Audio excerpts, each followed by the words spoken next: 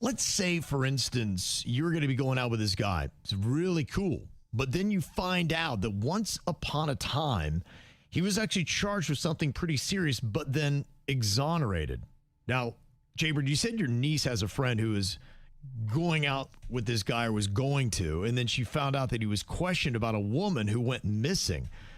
Now, I guess he was just a suspect for a while, and he was cleared of any of the allegations, and he's never once been in trouble with the law. It's not like it's an ongoing thing. They never found the girl. Well, that's what happens sometimes. If you're one of the last people to be with someone that's gone missing, they're going to interview you. And sometimes... Unless you're Ashton Kutcher.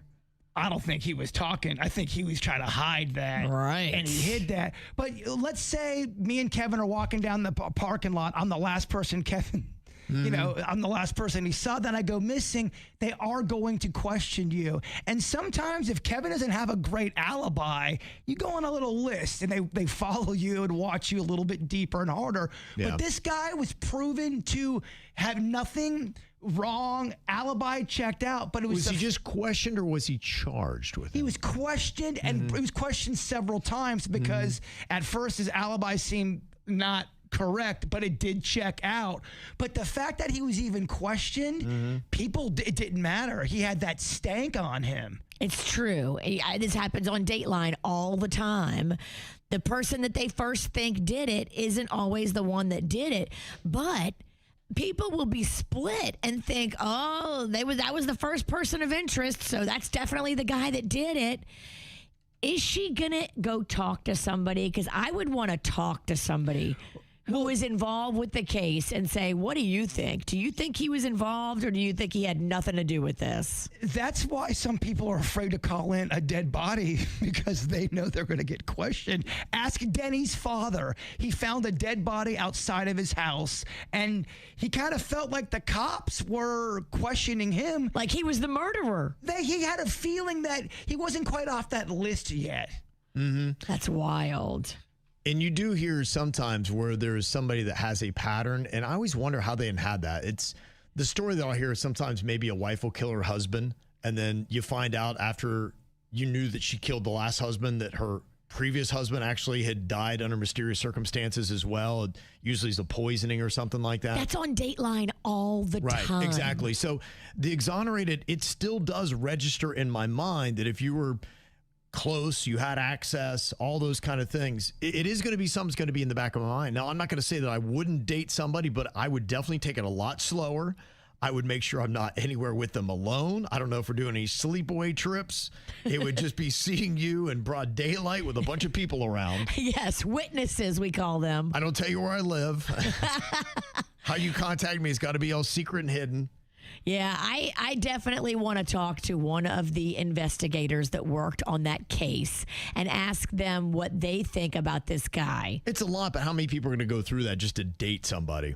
I don't know if I would. If I can't get access to people with information, he's undateable, because now, as paranoid as I am, all I'm going to think about is the chick that went missing. Sure. And be like, when is it my turn? When am I going to go missing? Yeah. That'll be all I think about when we're trying to have margaritas at Chili's. I'm just thinking about when he's trying to hit me in the back of the head and throw me in the trunk. But if somebody doesn't, let's say Kevin gets questioned, and then it shows Kevin's innocent, would you still have a tough time going on a date with him?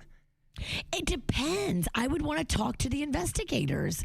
I don't believe Kevin when he tells me, oh, I was exonerated. It was totally not my fault. I had nothing to do with it. I'm like, all right, well, let me speak to somebody else besides Kevin. Or what if they say, well, we checked it out. He's fine. And where were you at that night, ma'am?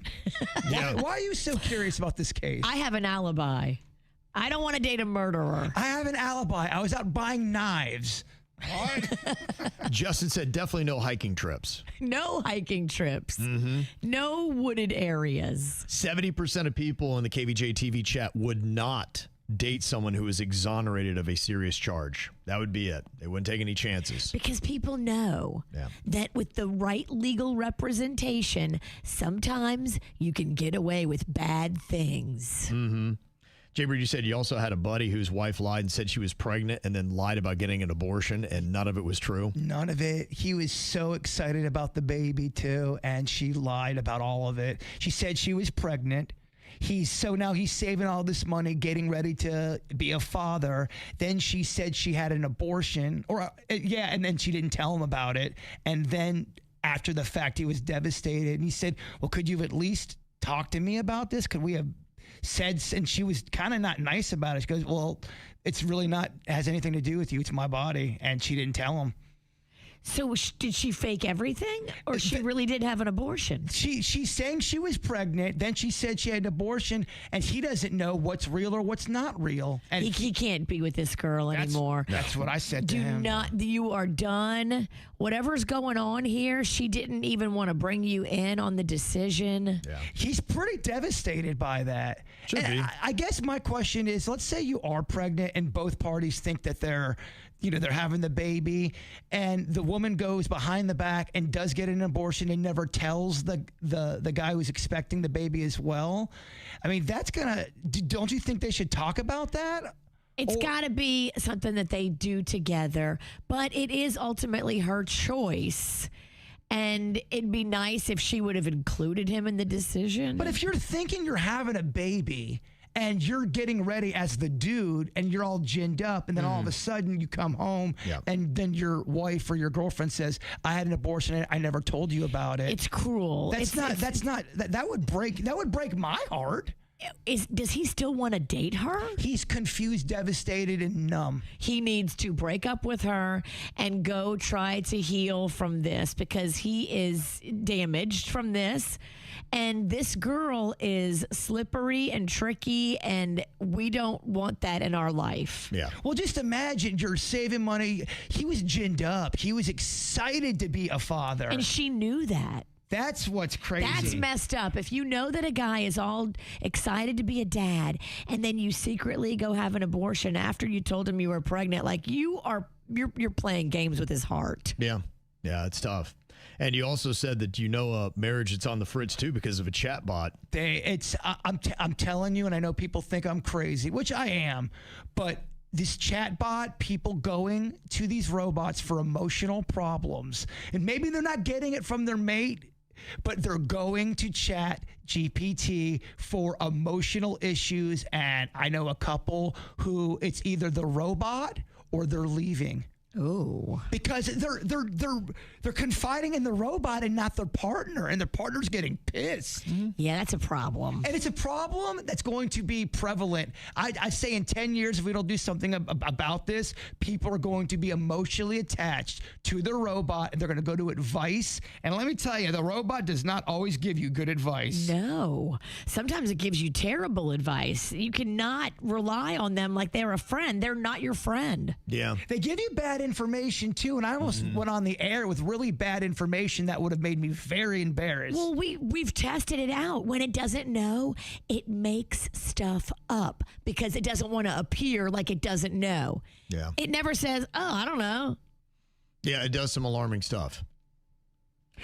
People are saying, why would you talk to a robot about emotional thing? I know some people think that it hooks you. You think you're talking about, oh, how do I fix my curtains? And all of a sudden, this thing starts to know you. And they go, so how's things going with your wife? Well, thank you for asking about that. And then you're now talking about issues. You got to check yourself. If it's talking to you about emotional things, you've lost control of the situation. It gives you false confidence, too, thinking what you're doing in life, you're crushing it. And meanwhile, you might not be crushing it. Your chat GPT is a false hype man sometimes. Yeah, they were actually even just talking about that yesterday, about how it just keeps doubling down and giving you positivity, and it's really kind of an alarming thing. In fact, Elon Musk retweeted it because he was saying, yep, this is what I'm telling you. This is the stuff about AI that's so scary. MIT researchers have mathematically proven that ChatGPT's built-in psychophancy creates a phenomenon they called delusional spiraling. Psychophancy?